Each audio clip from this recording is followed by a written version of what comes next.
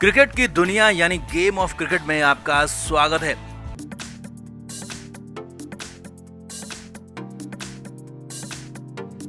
भारत और पाकिस्तान के बीच मुकाबले के बाद हाथ नहीं मिलाने की कंट्रोवर्सी पर बहुत बड़ा खुलासा हुआ है। पाकिस्तान क्रिकेट बोर्ड के चेयरमैन मोहसिन नकवी को पहले से ही पता था कि भारतीय खिलाड़ी हाथ नहीं मिलाने वाले हैं, या कहें कि मोहसिन नकवी को पहले ही बता दिया गया था। और मोहसिन नकवी ने, जो कि एसीसी यानी कि एशियन क्रिकेट काउंसिल के भी फिलहाल अध्यक्ष हैं, चेयरमैन हैं, तो उन्हें पहले ही बता दिया गया था। उन्होंने अप्रूव खुद किया था। और बड़ी खबर यह है कि पाकिस्तानी क्रिकेट बोर्ड के प्रमुख पैसे लेकर बिक गए और उसके बाद किया ड्रामा। तो क्या पीसीबी चीफ नकवी ने पाकिस्तान के कोच और कप्तान को भी पैसे दिए, मैनेजर को भी पैसे दिए? तो बताते हैं आपको, सब कुछ दिखाते हैं। आप भी इस वीडियो को शेयर करें, कमेंट बॉक्स में अपनी राय जरूर से जरूर दें।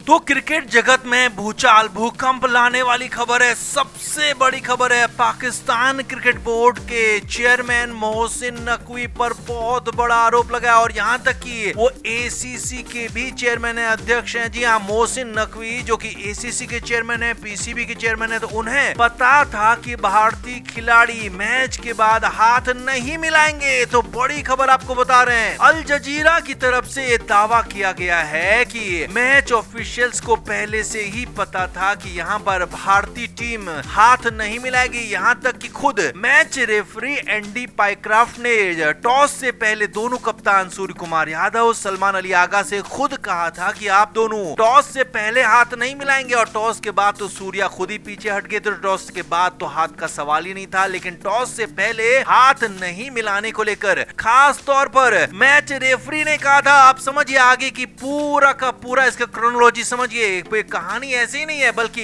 एंडी पाइक्राफ्ट जो रेफरी हैं तो वो एसीसी के लिए काम कर रहे हैं, अंपायर्स एसीसी के लिए काम कर रहे हैं। एसीसी यानी कि एशियन क्रिकेट काउंसिल, और इसके प्रमुख हैं मोहसिन नकवी, और पाकिस्तान क्रिकेट बोर्ड के प्रमुख भी मोहसिन नकवी ही हैं। तो बड़ी खबर यह है कि मोहसिन नकवी को भी बता दिया गया था कि भारतीय खिलाड़ी मैच के बाद हाथ नहीं मिलाएंगे और सीधे चले जाएंगे, यानी कि पहले से तय था। मोहसिन नकवी जो कि पाकिस्तानी क्रिकेट के सब कुछ हैं, उनको पता था और उन्होंने match referee Andy Pycroft, match के अंपायर्स को भी बताया कि भारतीय खिलाड़ी हाथ नहीं मिलाएंगे, और ये अप्रूव कर दिया गया। जी हाँ, ये पूरा का पूरा अप्रूवल दिया गया था, बिना अप्रूवल के कुछ नहीं हुआ।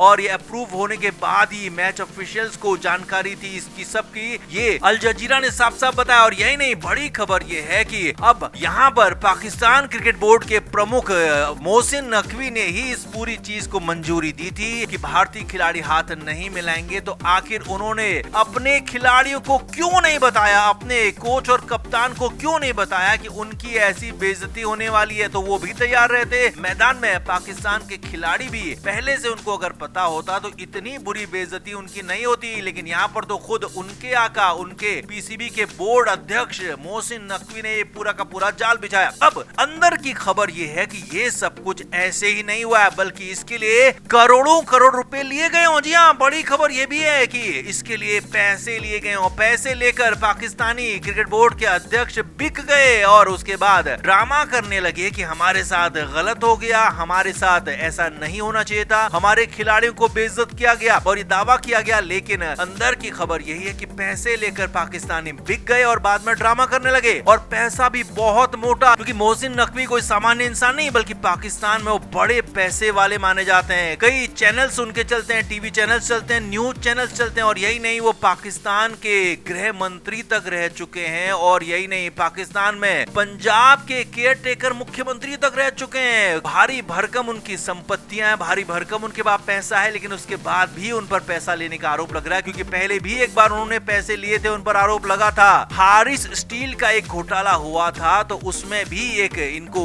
पैसे देने के, घूस लेने के आरोप लगे थे। तो यहाँ पर भी वैसे ही आरोप है कि उन्होंने पैसा लिया। अब एक अरबपति आदमी अगर घूस लेगा तो वो कितनी घूस लेगा अंदाजा लगाया जा सकता है। कि बहुत मोटा पैसा मोहसिन नकवी को दिया गया, बहुत ज्यादा बड़ी रकम दी गई है, ये करोड़ों करोड़ में हो सकती है। और इसीलिए चुपचाप रहे मोहसिन नकवी, ना तो किसी खिलाड़ी को बताया, ना ही किसी को बताया, बस ये जो हुआ वो होने दिया। कुछ लोग तो यहाँ तक कह रहे हैं कि पीसीबी के चीफ मोहसिन नकवी ने कोच माइक हेसन और कप्तान सलमान अली आगा को भी पैसे दिए थे। तो क्या वाकई में पैसे दिए गए और बाद में इन सब ने मिलकर ड्रामा किया? ये बड़ा सवाल है, इसकी जांच होनी चाहिए, क्योंकि पाकिस्तानियों का ये पहले से ही इस तरह के पैंतरे रहे हैं कि खुद अंदर खाने पैसे ले लो और बाद में ड्रामा कर लो। तो आप इस पर क्या मानते हैं? आप भी कमेंट करके जरूर से जरूर बताएं, वीडियो को शेयर भी करें।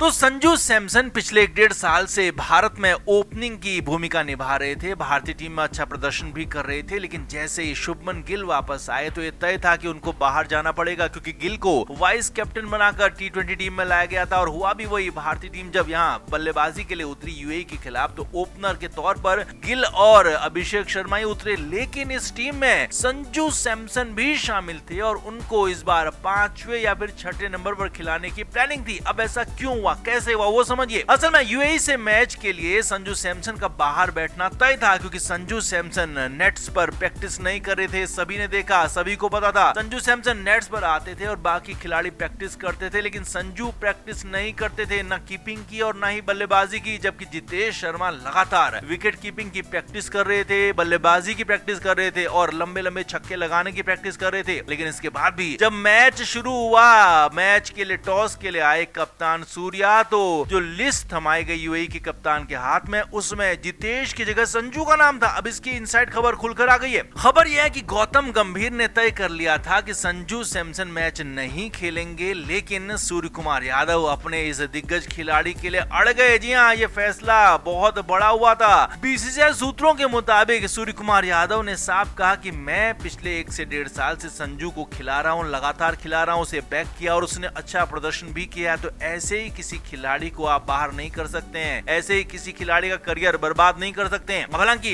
बात और क्रेडिट यहाँ गौतम गंभीर को दिया जा रहा है कि संजू को खिलाया गया, लेकिन असली सच ये है कि गौतम गंभीर ने तो संजू को बाहर ही कर दिया था। वो तो सूर्या लड़ पड़े और अंत में गौतम गंभीर को मानना पड़ा सूर्य कुमार यादव, क्योंकि कप्तान है, आखिरी फैसला कप्तान का ही होता है। हालांकि ये ठीक है कि कोच टीम के लिए प्लानिंग करते हैं, प्लेइंग 11 के लिए यहाँ पर प्लानिंग रणनीति वो भी बनाते हैं, लेकिन आखिरी फैसला कप्तान का ही होता है और इसीलिए सूर्या यहाँ पर गंभीर पर भारी पड़ गए। आखिरी फैसला जो लिया गया वो यही था कि गौतम गंभीर की मर्जी के खिलाफ संजू सैमसन को टीम में खिलाया गया। अब यहाँ पर क्योंकि लड़ाई ये भी थी कि अगर गिल वहां आते हैं और साथ ही साथ टीम में मौका कैसे सैमसन को दिया जाएगा, तो साफ ये फैसला लिया गया कि संजू सैमसन को फिनिशर के तौर पर खिलाया जाएगा, क्योंकि यहाँ पर तिलक वर्मा मौजूद थे, सूर्य कुमार यादव मौजूद थे जो कि नंबर 3 और नंबर 4 पर खेलते हैं, और जो शीट थी उस शीट में संजू का नाम 5वें नंबर पर था। अब हालांकि बल्लेबाजी का मौका संजू को मिला नहीं, लेकिन हाँ विकेट कीपिंग उन्होंने की और एक बहुत शानदार स्टंपिंग भी की। हालांकि बाद में सूर्या ने उस अपील को वापस ले लिया था, लेकिन संजू की कीपिंग खास रही, शानदार रही और खास तौर पर उनका खेलना खास रहा, क्योंकि सूर्य कुमार यादव की जिद के चलते वो खेले और अब आगे भी खेलेंगे, ये भी कंफर्म हो गया। तो आपका इस पर क्या कहना, आप भी कमेंट करके जरूर बताएं, और कितना सही फैसला है सूर्य कुमार यादव का और कितना गलत यहाँ पर गौतम गंभीर करने जा रहे थे, आप भी कमेंट करके जरूर बताएं, वीडियो को शेयर भी करें।